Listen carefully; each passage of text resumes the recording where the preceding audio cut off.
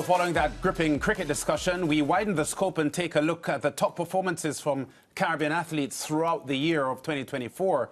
There have been many on the lips of sporting fans from this region that have been mentioned all throughout the year. Performances like the St. Lucian Julian Alfred, Dominica's Tia Lafont, and Jamaican Roger Stoner's historic Olympic gold medals for their respective countries. Bahamian Davine Charlton breaking the world record to win the world indoor 60-meter hurdles gold, and Jordan Crooks from the Cayman Islands breaking the 50-meter freestyle world record on his way to gold at the World Aquatics Short Course Championship in Budapest, Hungary. So much to choose from. Well, Ricardo and I each decided on our performance of the year. And Ricardo, who's yours?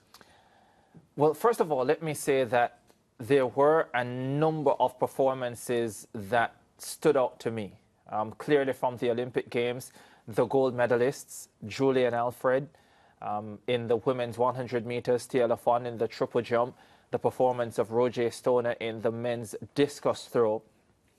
The performance to me, though, that came closest to denying the performance that I'm going to choose is the performance of Jordan Crooks at the World Aquatics Short Course Championships, where he became the first swimmer to go under 20 seconds for the 50 freestyle, setting the world record and ultimately going on to win the gold medal.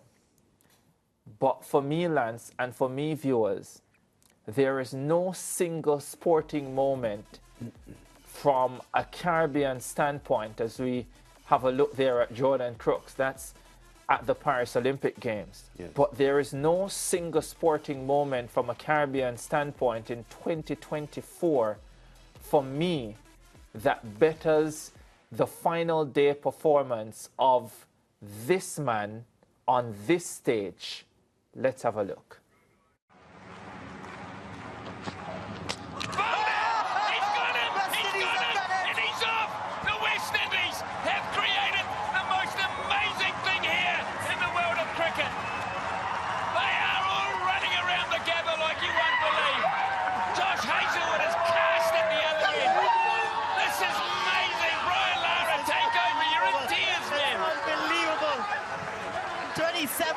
To beat Australia in Australia.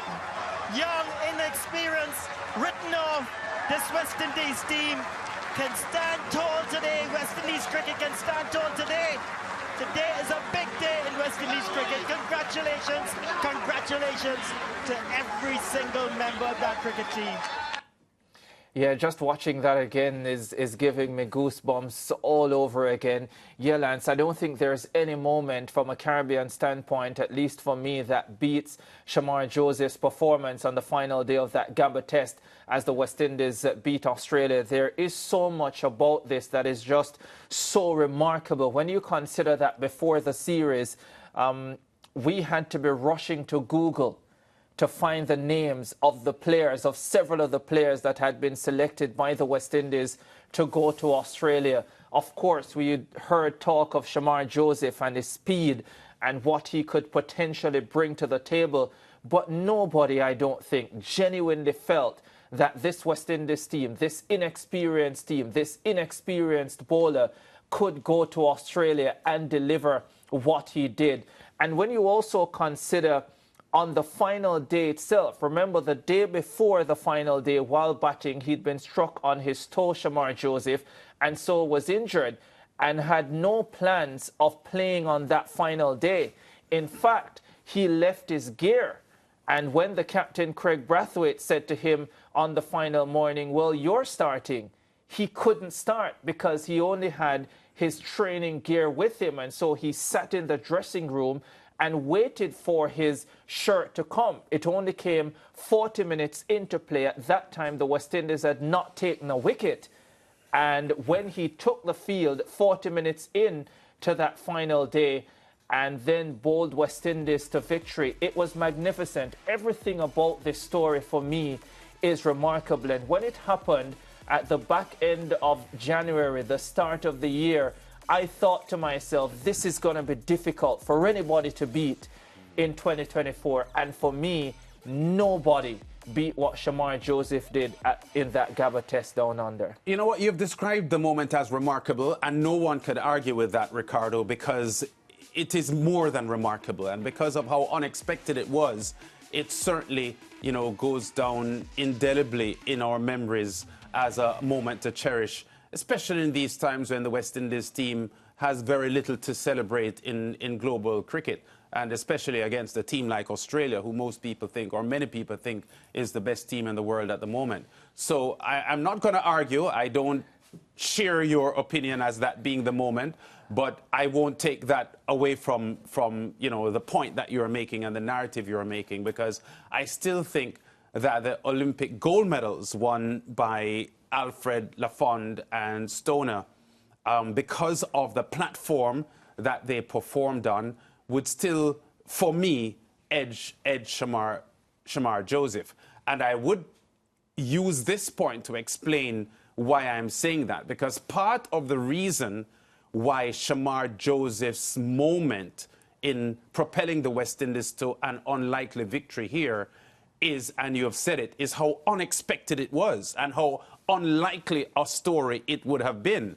Now, I would put to you that Roger Stoner going to the Olympic Games was hoping to get to the final, and most people didn't think he would medal. He not only medaled, he won the gold medal, and in an Olympic record as well. So I would suggest that if Shamar Joseph's moment is propelled to the level that you have put him, partly because of how unexpected it was and how much of an unknown quantity he was to deliver at that level, I would suggest that Roger Stoner edges that, Ricardo, as a track and field man yourself. He did go, as you would admit, to the Olympic Games, a virtual unknown. And in the same way that Kishore Walcott stunned the world in 2012 in the javelin for TNT, I think he was just hoping to get to the final. And to go to the final and win gold in an Olympic record is absolutely remarkable. Now, he is not my choice at the moment.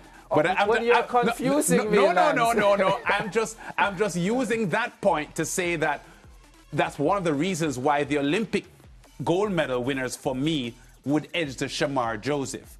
But and he goes very close for me. But Julian Alfred's 100-meter success. We know what the 100-meter final means to us all. I've told this story so many times that when I'm at the Olympic Games, Ricardo, and I'm about to do an Olympic 100-meter final, there's no feeling in the world that I've ever had that matches those moments of an Olympic 100-meter final. And I know there's a bias to the 100 meters because the 100 is just one of many track and field events. But the fact that St. Lucia had never won an Olympic medal before this, and Julian Alfred wins this gold medal, it edges it for me. But I'm going to say immediately that I'm not going to quarrel with anyone who says Lafond. I'm not going to quarrel with anyone who says Roger Stoner. I'm not going to quarrel with anyone who says Shamar Joseph. Yeah. But this edges it for me. Okay, so fair enough. So let me take a few things there. One is the surprise nature of the Roger Stoner gold medal. Yes. And yes, that was a surprise, but I don't think anywhere as close to as big a surprise as to what happened in Australia with Shamar Joseph and the West Indies team. And I'll tell you why. Roger Stoner went into the Olympic Games with a best of over 69 meters. So it's not as if he had never thrown far before. Yes. No, I will give it to you that, yes, when you consider that Alekna went in as the world record holder and the heavy favorite, but the fact is, a lot of people probably overlooked Roger Stoner because... Did you pick him to medal? I didn't. Okay, continue. But the point I'm making, a lot of people, including myself, yes, would have overlooked him. Yes.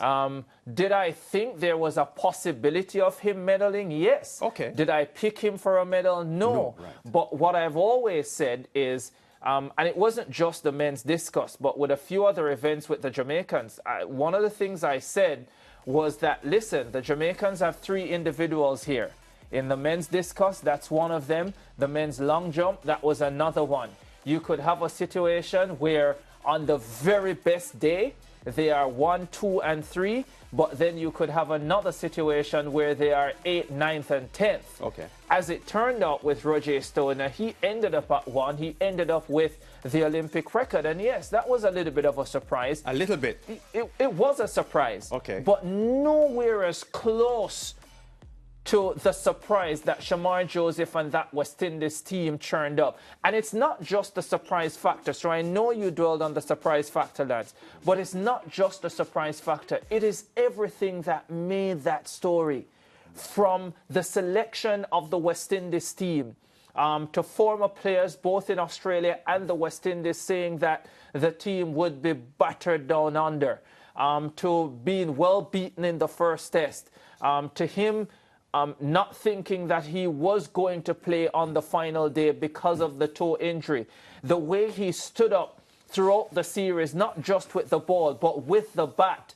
And we're talking about an Australian team that will likely be playing in the World Test Championship final next year, yes, against South Africa. So this is one of, if not the best team in the world currently as we speak, getting the better of India in a terrific series. So for Shamar Joseph to lead a West Indies victory in Australia for the first time in 27 years, lead a team that nobody, absolutely nobody, Lance, gave a chance to victory, to me is just beyond remarkable. One of the most remarkable sporting stories for me. You know, I have the Venus and Serena Williams story as the greatest in sport.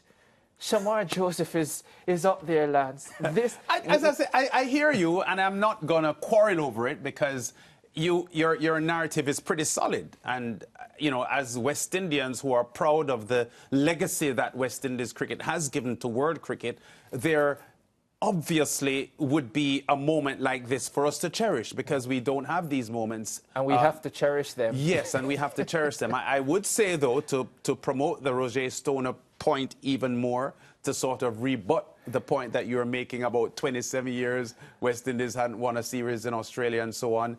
This was the first time since 1976 that someone from the Americas had won a gold medal in the discus at the Olympic Games. Yes. It's been an event dominated by Europeans. Almost every Olympic Games, Europeans finish first, second, and third.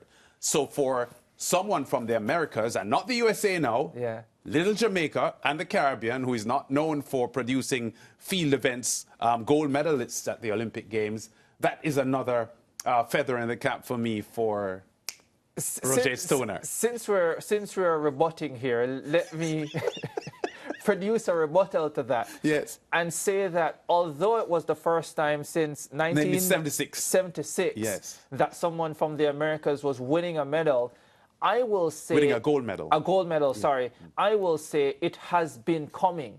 Okay. And it was going to be a matter of time. 2009...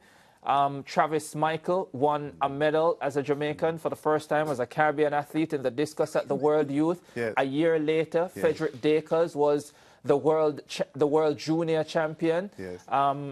Well, won the World Youth first and then the World Junior title. Yes. Frederick Dakers won a World Silver medal in 2019. So it has been coming. They have dominated at the Commonwealth level, so it was coming. Okay, so and you're suggesting that the West Indies beating Australia was not coming. It wasn't. It wasn't coming. By the way, I love how we've spent more time talking about Roger Stoner rather than your actual moment. Well, I said it though. Of the year, which was Julian Alfred. And I don't want to take anything away from Julian Alfred. I know, because you were on commentary with a brilliant call as well. Yeah, so what she did was phenomenal. Yes. I just don't think it's better than what Shamar Joseph and the West Indies did in Australia. Okay, let's ask Darren Sammy. That's not the right man to ask. You need to ask the Prime Minister of St. Lucia to make your point, Lance. Okay, we have more discussions coming up on the SportsMax Zone after the break.